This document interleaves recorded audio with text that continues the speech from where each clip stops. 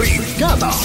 Magandang hapon para sa ating mga balita. Puntahan natin si Brigada Jigo Custodio ang pagdiriwang ng National Heroes Day, sinabayan ng kilos protesta ng isang grupo para kondinahin ang patuloy na pangaharas at pambubuli ng China sa West Philippine Sea.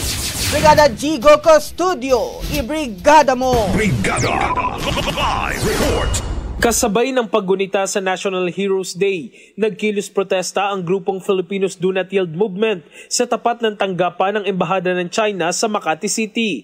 Kanilang iprinotesta ang patuloy na pambubuli at pangaharas ng China sa mga mangingisda at tropa sa West Philippine Sea. Bahagi ng pagkilos ang maikling pagsasadula at pagbato ng mga nabubulok na kamatis sa mga replika ng barko ng People's Liberation Army Navy at China Coast Guard. Tinuligsa rin ng grupo ang paninisi ng China sa Pilipinas kaugnay ng umano'y pagsalpok ng Chinese Coast Guard vessel sa Chinese People's Liberation Army Navy ship na tinawag nilang malinaw na pagbaluktot ng katotohanan.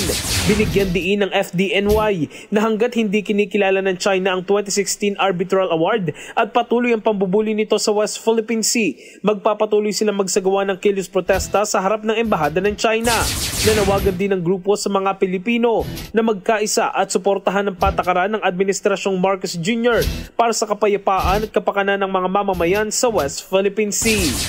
In the heart of changing lives, ako si Brigada Jigo Custodio ng 105.1 Brigada News of Manila, the Music News Authority.